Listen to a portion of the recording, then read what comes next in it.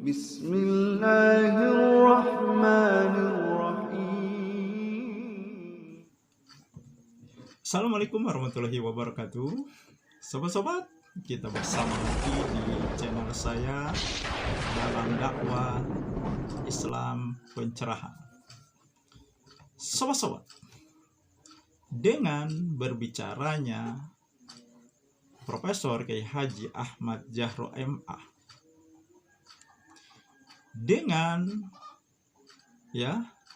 penerangan Gus Najib dan pernyataan Kiai Haji Idrus Ramli, jelas sudah bagaimana posisi tahlilan.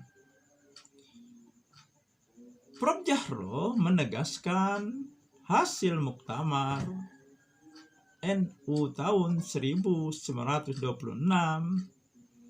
keputusannya tahlilan bid'ah yang tercela. Gus Najib jelas mengatakan tidak mengikuti Imam Syafi'i dalam melakukan tahlilan. Kiai Haji Idrus Ramli mengatakan berdasarkan kitab I'anat Thalibin, tahlilan bid'ah mungkarah, bid'ah makruhah. Ya tentu saja mereka sulit membantah apa yang sudah diungkapkan oleh 3 orang yang bukan orang sembarangan.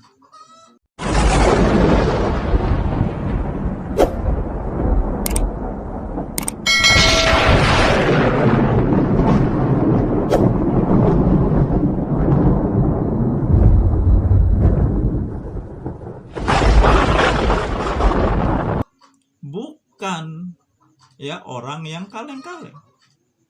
Akan tetapi di komunitasnya mereka memiliki posisi dan keilmuan yang tentu saja mumpuni di komunitas mereka, di lingkungan mereka. Jadi sulit untuk dibantah. Dan memang sekarang sepertinya mereka disibukkan untuk bagaimana apa yang diungkapkan oleh ketiga orang ini, yaitu Prof. Jahro, Gus Najib, Kiai Haji Idrus Ramli. Bagaimana bisa meredamnya? Bagaimana bisa akhirnya apa yang mereka sampaikan tenggelam dengan masalah-masalah yang lain? Dugaan saya seperti itu. Dan para komentator yang kontra di halaman channel saya sekarang juga komen-komennya akhirnya jauh dari ilmiah,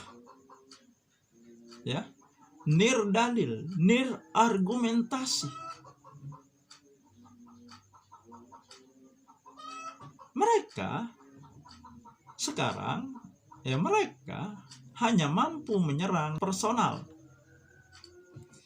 Mereka hanya mampu membangga-banggakan mereka bisa baca kitab kuning tanpa harokat.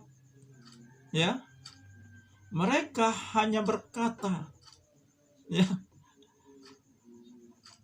Quran terjemahan, tidak bisa baca Quran, baca Qurannya belepotan, Hanya sebatas ini, sobat-sobat, yang bisa mereka katakan di halaman komen saya. Ya tentu saja, komen-komen seperti ini, komen-komen yang tidak ada artinya, kosong, ya, komen-komen yang hanya menyampahi halaman komen channel saya saja. Ya, sebenarnya sih kalau mereka hanya berkomen seperti itu, ya percuma saja, buang-buang waktu, buang-buang tenaga. Lebih baik kan mereka merenung, ya, berpikir ulang, ya, dengan sikap dan pemahaman mereka. Ya insya Allah memberikan hidayah, bisa meninggalkan amalan bid'ah, amalan TBC, seperti misalnya Kiai Haji Mahrus Ali, ya. Nah, seperti ulama-ulama mereka yang jujur. Nah, itu salah satunya saya screenshotkan, sobat-sobat, komen, ya. Ya, jadi dari komen tersebut sepertinya ya bagi mereka masalah, ya, orang yang memahami Quran dari terjemahan, memahami hadis dari terjemahan, ya, bahkan mereka juga mempertanyakan, apakah Anda punya kitabnya? Ini pertanyaan lucu, ya. Ya untuk apa kita harus punya kitabnya? Ya, untuk apa? Yang penting kan kita tahu isinya. Karena sekarang zaman teknologi canggih, zaman milenium, ya, zaman internet, semuanya mudah diakses. Ya. Tidak harus kita mengeluarkan biaya yang banyak untuk membeli kitab-kitab, untuk membeli buku-buku. Tinggal buka internet, ya. Itu sudah ada semuanya, ya, kitab apapun yang berbahasa Arab yang sudah diterjemahkan, ya. Jadi naif pertanyaan, apakah Anda punya kitabnya? Apakah kalau kita tidak punya kitab, kita tidak tahu isinya, tidak paham? Ya itu kan hanya apa, ya, ya pamer punya kitab, tetapi kitab yang dia punya, ya, dia sendiri tidak paham. Ya dia bisa membaca, ya, yang bertulisan Arab, bahkan yang tulisan Arab tanpa harokat di kitab-kitab kuning, mereka bisa, mahir, ahlinya. Ya. Nah, kalau mereka sering mengatakan, menuduh Wahabi tekstual, sebenarnya mereka inilah yang tekstual. Karena mereka hanya membaca apa yang ditulis di kitab, ya, tanpa berpikir, tanpa daya koreksi. Mereka terima apa adanya. Ya. Itulah yang dinamakan taklid buta. Yang terjadi kan, ya, mereka tidak tahu bid'ah yang dimaksud Nabi. Ya, mereka serampangan karena ulamanya juga serampangan membid'ahkan. Ya. Pesawatlah bid'ah, teleponlah bid'ah, mic bid'ah, ya. Nah, Quran bid'ah. Padahal bid'ah yang dimaksud Nabi itu di dalam ibadah. Masalah ibadah. Karena Nabi diutus untuk mendakwahkan Islam, mendakwahkan agama ini, untuk menuntun, memberi contoh, mengajari bagaimana beribadah kepada Allah. Jadi tidak mungkin Nabi berbicara masalah teknologi. Ya. Kan jelas Nabi pernah ditanya bagaimana menanam kurma supaya tumbuh baik, subur, dan buahnya banyak. Nabi menjelaskan. Ternyata setelah dilakukan oleh sahabat tidak sesuai yang diinginkan. Kembali sahabat tersebut kepada Nabi, ya mengungkapkan masalahnya, ya ketika dia sudah melaksanakan apa yang dikatakan oleh Nabi mengenai menanam kurma. Ya akhirnya Nabi mengatakan, antum a'lamu bi umuri dunyakum. Kamu lebih tahu tentang urusan duniamu. Ya karena dunia ini terus berkembang. Sementara masalah ibadah selesai. Ya. Ketika turun surat Al-Maidah ayat 3, ketika Nabi diwafatkan, selesai. Masalah mic, ya, masalah HP, masalah pesawat, itu masalah dunia yang dipengaruhi oleh teknologi berkembang. Seandainya, ini kita berandai-andai, ya, ketika Rasulullah masih hidup, ya, teknologi membuat mic sudah ada, teknologi membuat HP sudah ada, ya, teknologi membuat internet itu sudah ada. Pesawat terbang juga teknologinya sudah ada. Jelas dan pasti akan digunakan, ya. Karena semua itu untuk memudahkan kehidupan, untuk memudahkan beribadah, sarana beribadah. Kalau dulu, ya, sebelum teknologi berkembang, sebelum ada pesawat terbang, memakai jalan air, ya, kapal laut, ikan berbulan orang melaksanakan ibadah haji. Sekarang cuma hitungan hari. Nah, tapi itu bukan bid'ah yang dimaksud Nabi, termasuk Quran. Ya, dulu Al-Quran yang seperti sekarang tidak ada di zaman Nabi, berarti Quran bid'ah. Lucu ini kan? Quran itu sarana ibadah, ya, sedangkan ibadahnya adalah membacanya, ya. Dan Quran itu salah satu bagaimana Al-Quran itu terjaga, ya, sesuai dengan perintah Allah yang akan menjaga Al-Quran. Nah, kemudian, ya, mereka selalu, ya, khususnya saya, komen mereka selalu, baca Quran saja belepotan. Ingat, ya, Allah masih memberikan ganjaran bagi mereka yang membaca Al-Qurannya terbata-bata. Lalu Anda menjadikan orang yang baca Al-Qurannya belum bagus, mungkin juga belum sesuai tajwidnya, Anda jadikan olok-olok. Berarti kan Anda mengolok-olok siapa? Mengenai terjemahan. Baik, kembali kepada Al-Quran, ternyata Al-Quran terjemahan. Nah, pertanyaannya, apakah beda, ya, maksud Quran aslinya yang berbahasa Arab dengan terjemahannya?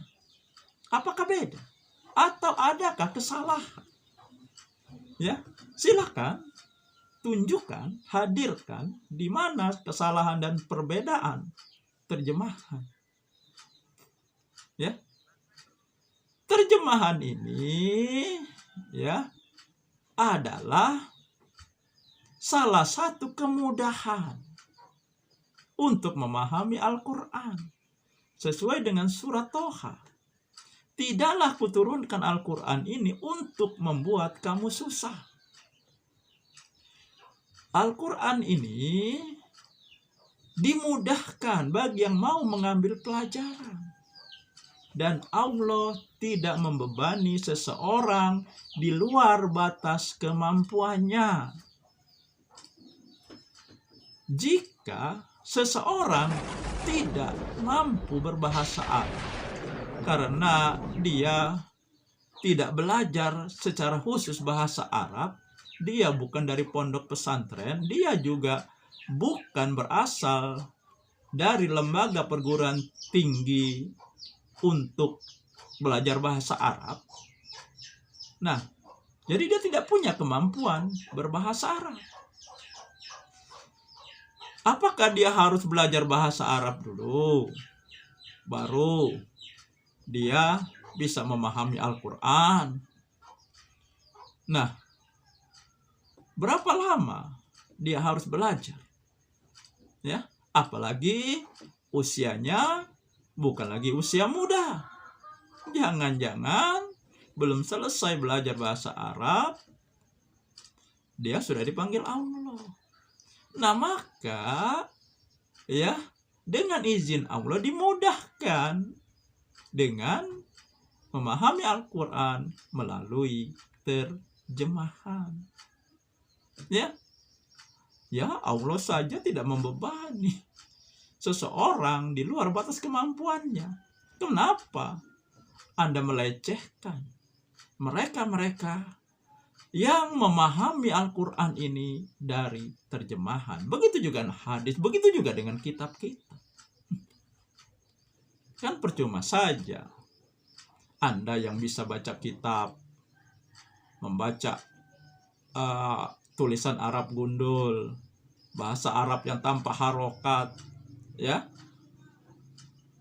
membaca Al-Quran Anda fasih dengan tajwid yang luar biasa, dihiasi dengan qiraah yang luar biasa, tetapi Anda tidak paham apa yang Anda baca. Karena apa? Anda taklid buta. Orang yang taklid buta, logika dan pikirannya ya tidak bisa keluar dari mindset yang didoktrin oleh ulamanya. Ya mungkin ulama Anda, dari ulama Anda barangkali yang membangga-banggakan bisa baca kitab, bisa bahasa Arab, menguasai nahwu sorob, ya, fasih, mungkin, ya. Nah, jadi sobat-sobat, ya, tidak ada masalah kita memahami Al-Quran memahami Al-Quran, memahami Islam ini dari terjemahan. Ya, karena Allah memudahkan Al-Quran ini bagi yang mau mengambil pelajaran. Dan Allah tidak membebani seseorang di luar batas kemampuannya. Kalau mampunya kita baca terjemahan, tidak masalah. Ya, Allah kok yang mengatakan, ya, itu. Jadi tidak ada gunanya lah Anda yang masih melecehkan, meremehkan, merendahkan orang yang hanya ya bisa memahami Al-Quran melalui terjemahan. Kalau terjemahan itu salah, tentu saja sudah beribu-ribu, bermiliar-miliar terjemahan Al-Quran sudah dihanguskan, sudah dibakar. Pernahkah kita mendengar informasi ini? Terjemahan dibakar. Ya, karena salah. Ya, tidak sesuai dengan Al-Quran aslinya berbahasa Arab. Tidak pernah. Nah, jadi berhentilah bersikap, ya, kalau bisa berbahasa Arab, baca Al-Quran yang berbahasa Arab, baca kitab yang berbahasa Arab dengan huruf gundul yang tanpa harokat, merasa Anda lebih benar Kenyataannya kan tidak. Ya, sobat-sobat. Itulah sobat-sobat yang ingin saya sampaikan. Semoga ini menginspirasi dan mencerahkan. Nasrum minallahi wa fatum qorib. Wassalamualaikum warahmatullahi wabarakatuh.